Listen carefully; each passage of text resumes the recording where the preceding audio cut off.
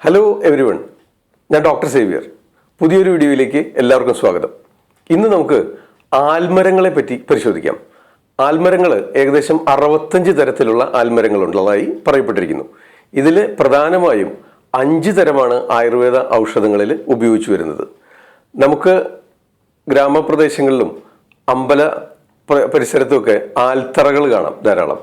ഈ ആൽത്തറകളിലൊക്കെ പണ്ട് ആൾക്കൂട്ടങ്ങൾ കൂടിയിരുന്ന് സന്ധ്യാവേളകളിൽ സമയം ചെലവഴിക്കുകയും ഒക്കെ ചെയ്തിരുന്നു. ആൽത്തറയിൽ കുറച്ചു നേരം വിശ്രമിച്ചാൽ തന്നെ ധാരാളം ഊർജം നമുക്ക് ലഭിക്കും. കാരണം ഇവ ധാരാളം ഓക്സിജൻ അന്തരീക്ഷത്തിലേക്ക് ബഹിർഗമിക്കുന്നുണ്ടെന്നാണ് പറയുന്നത്. ഓക്കെ, അതുകൊണ്ടാണ് ഇതിൻ്റെ വേരും തൊലിയും ഇലയും പൂവും പൂമുട്ടും കായും എല്ലാം തന്നെ ഔഷധയോഗ്യമായ ഭാഗങ്ങളാണ്. ആയുർവേദ പ്രോപ്പർട്ടീസ് എന്തൊക്കെയാണെന്ന് വെച്ചാൽ കഷായ മധുര രസങ്ങളും ഗുണവും അതുപോലെ ശീതവീര്യവും മധുര വിഭാഗവും ചേർന്നതാണ് ആൽമരത്തിൻ്റെ തൊലി. പൊതുവെ തൊലിയാണ് കൂടുതലായും പ്രയോജനപ്പെടുത്തുന്നത് ആയുർവേദ ഔഷധങ്ങളിൽ. ഇതിന് പഞ്ചവൽക്കങ്ങൾ എന്ന് പറഞ്ഞ് അഞ്ചെണ്ണത്തിന് ഏറ്റവും പ്രധാനമായിട്ട് ഉപയോഗിക്കുന്ന 5 എണ്ണത്തിന് പഞ്ചവൽക്കങ്ങൾ എന്ന് പറഞ്ഞ് ഇവയുടെ തൊലിയാണ് കഷായത്തിനും ധാരകോരുന്നതിനൊക്കെ ഉപയോഗിച്ചു വരുന്നു. അത് ഏതൊക്കെയാണെന്ന് വെച്ചാൽ അരയാല്, പേരാല്, അത്തി, ഇത്തി, കല്ലാൽ ഇങ്ങനെയാണ് 5 തരം. ഇതിൽ ഈ അരയാലിനെ തിരിച്ചറിയാനായിട്ടൊരു എളുപ്പവഴിയുണ്ട്. അരയാലിൻ്റെ ഇല എപ്പോഴും ഇങ്ങനെ ഇളകിക്കൊണ്ടിരിക്കും. അതാണ് അരയാലിൻ്റെ ലക്ഷണം. ഇതാണ് ആൽത്തറകളിൽ പൊതുവെ കണ്ടുവരുന്നത്. ഇതിനെ അശ്വത്ഥം എന്ന് വിളിക്കുന്നു അരയാലിന്. അതുപോലെ പേരാലിന് നെഗ്രോധം എന്ന് പറയും. ഓക്കെ, പിന്നെ അത്തിയും ഇത്തിയും കല്ലാലും ഈ പഞ്ചവൽക്കങ്ങളിൽ പെടുന്നു.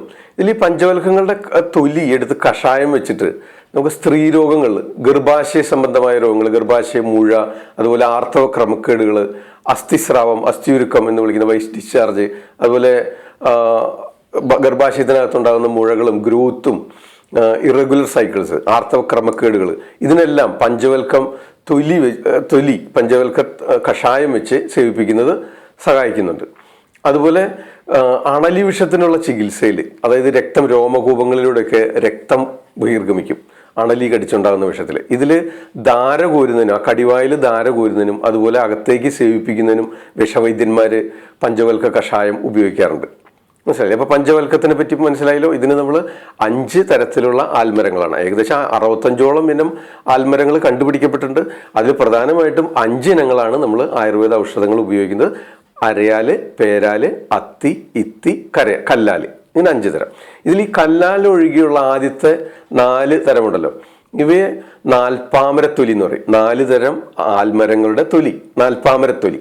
ഓക്കെ, ഇത് വ്രണങ്ങൾ കഴുകുന്നതിനും കരപ്പനൊക്കെ വന്ന് കുട്ടികൾക്ക് ചൊറിയും ചരങ്ങൊക്കെ വന്ന് ആ അവസ്ഥയിൽ കരപ്പൻ ബാധിച്ചു കഴിയുമ്പോൾ കഴുകുന്നതിനൊക്കെ നാൽപ്പാമരത്തൊലി ഇട്ട് തിളപ്പിച്ച വെള്ളം കൊണ്ട് കുളിപ്പിക്കുന്നതിനും വ്രണങ്ങൾ കഴുകുന്നതിനൊക്കെ ഉപയോഗിക്കാറുണ്ട്. അത് വ്രണരോപണത്തിന് ഉത്തമ ഒരു ഔഷധമാണ് ഈ നാൽപ്പാമരത്തൊലി കഷായം.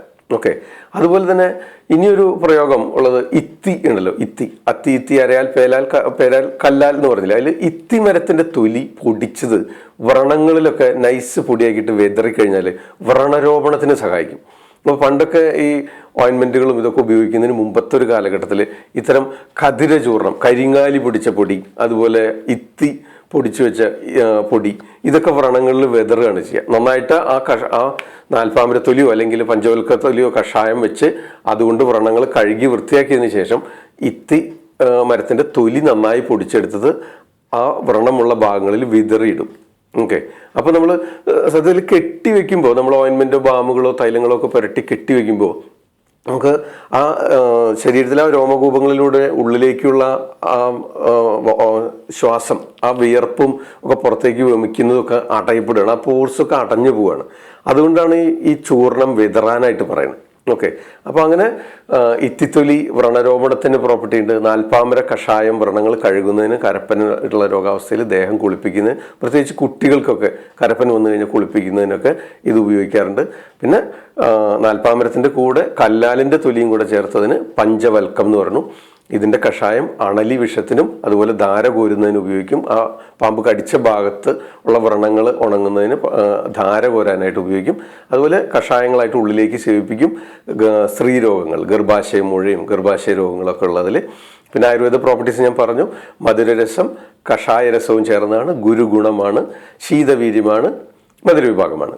ഓക്കെ, ഇതൊക്കെയാണ് ആൽമരത്തിൻ്റെ പ്രോപ്പർട്ടീസ്.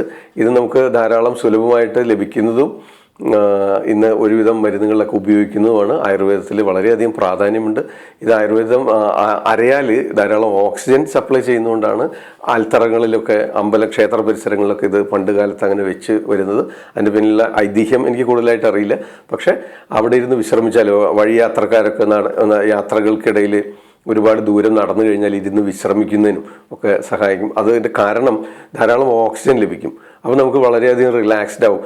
മുനിമാരൊക്കെ ധ്യാനിക്കാനും അതുപോലെ നമ്മൾ റിലാക്സ് ചെയ്യാനായിട്ട് ആൽമരത്തിൻ്റെ തറ തിരഞ്ഞെടുത്താൽ വളരെയധികം നമുക്ക് സുഖം ലഭിക്കുന്നതായിട്ടും കാണാം. ഓക്കെ, ഇത്തരം അറിവുകൾ ഇഷ്ടമായെങ്കിൽ ഈ വീഡിയോ മറ്റുള്ളവരിലേക്ക് ഷെയർ ചെയ്യുക. ചാനൽ സബ്സ്ക്രൈബ് ചെയ്യാൻ മറക്കരുത്.